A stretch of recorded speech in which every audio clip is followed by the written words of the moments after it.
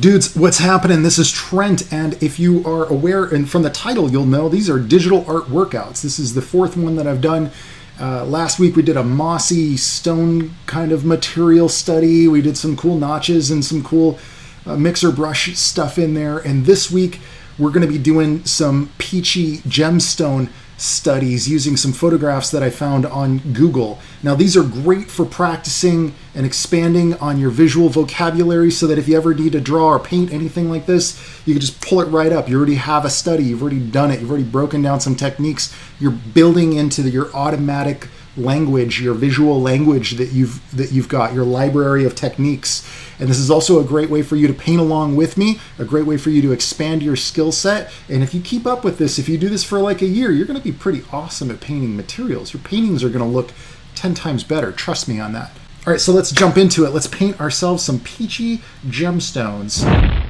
So I've got my handy photo image that I found from Google. You can use whatever image you want for your starting point. You can see at the bottom there, and we're just going to go ahead and put a median filter on this. This kind of smudges things out so it looks just a little bit more painterly and a little less noisy and photographic. And I just loved how this stone looked. I mean, this was kind of just cut out, and I'm going to just kind of like paint in little areas of it. This is really just a starting point. One of the things that I do, if I ever do use a photo, is that I really want it to feel hand painted. And that means that I've got to go in and I'll do a lot of color dabbing, and I'll do a lot of smearing and smudging. And I use kind of just a square brush. The pressure sensitivity is set to opacity. And I just start extrapolating on what I'm seeing here. I start to kind of cluster chunks of color into groups and emphasize little edges and corners and turns. And much like with our stone study, I'm not reinventing it. I'm really just expanding on it, and I'm adopting what I'm seeing into my own sort of visual vocabulary. And then I use Command T, which creates a transform. And I'm going to kind of size that around my sphere, just as a sort of a placeholder. And then what I want to do is go to Transform and Warp up here in my menu. And what that does is it allows me to warp and skew using, it kind of maps it to a little bit of geometry, and then it sort of allows you to pull these corner points and manipulate how it's wrapping around a surface. And we're not going to get a perfect wrap around our sphere, and that's fine. I want it to feel like a gemstone of sorts. I want it to feel like it has its own round body. It's not just going to be mapped onto the values of our sphere. Even though you could do that, you could set this to like an overlay or something like that and probably do that. But I'm just going to kind of erase out things around the outside so that we get a little bit of blending as well. And we're going to paint that in again anyway.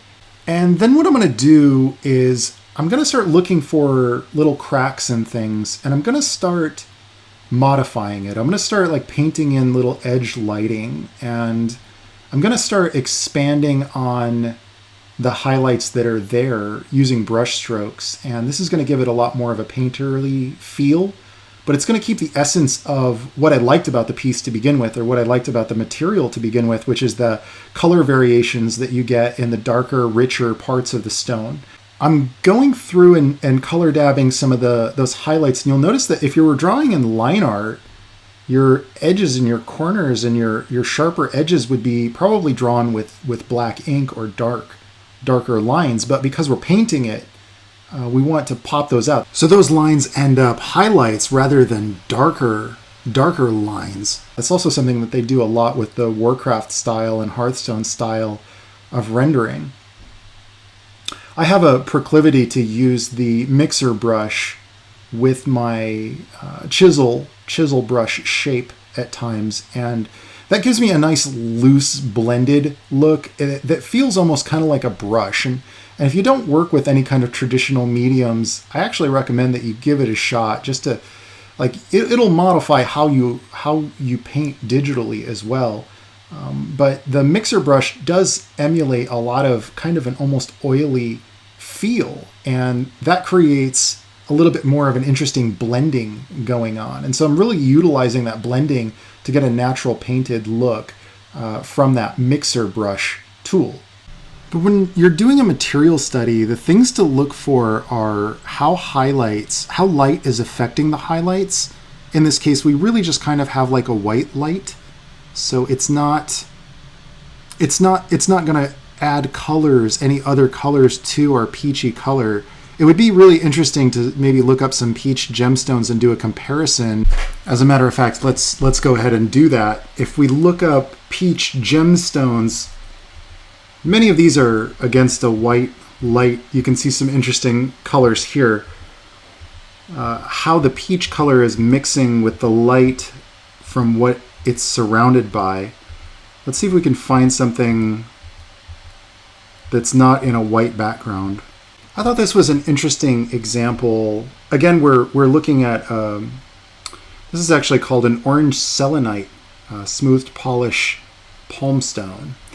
But it is similar in color. The material is slightly different because it's less jagged.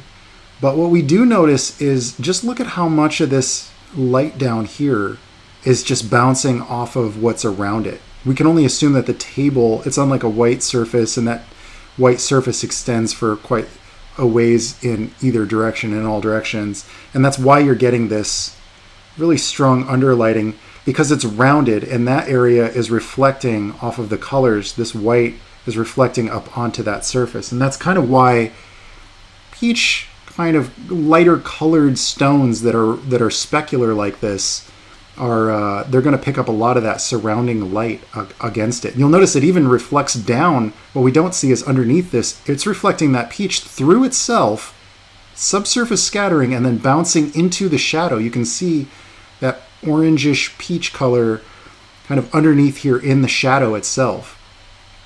And then of course, because it's a smooth palmstone, it's got a specular right here, and ours is a little bit more jagged, so we're going to see more angled lines using that specular color rather than it being like a central circular shaped or spherical shaped dot. You'll notice you can see some edges here where it looks like maybe it's a little bit more rough. And that's kind of like what we're seeing in our own piece, except our peachy gemstone is a little bit more angular in nature and a little bit more jagged. It's not meant to be a smooth, polished stone. It's meant to look more angular and jagged. And all of that reflected light that's rounding our form and that's bouncing off of the surfaces of our peach gemstone, if those were even a blue light, for instance, then we would see those highlights would be blue. They wouldn't be white like this. They would be blue because it's affected by the light in the room. And the more specular and shiny our object is, the more that our specular and shiny highlights will reflect the color of the light that it's bouncing off of. And that can be ambient light. And what most people might not realize is that even the color of a table or another object that's sitting next to your object will bounce light off of that object. And this gets into some pretty advanced stuff the more you dig into it. But by working off of photographs, we're just adopting a lot of this information subconsciously into our own mind. And one of the things that I want to point out, though, is that this particular piece, we pulled reference from a gemstone that was against a white surface. And then we went and changed our background to a dark gray. Now, I did that just for readability. I did that so that our edges would pop out, so that we could get a nice edge lighting on there, and so that it wouldn't look weird against a white background. I actually found that I don't like to paint against a white background because it makes all of my colors seem diffused and less vibrant, I guess.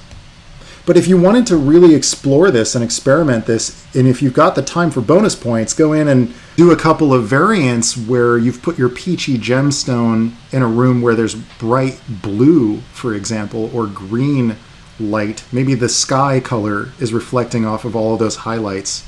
I'm going to speed it up here just a little bit, and I'm going to add a little bit of contrast, but continue to play off of the shadows and the edges that we've created from the photographic reference that we began with.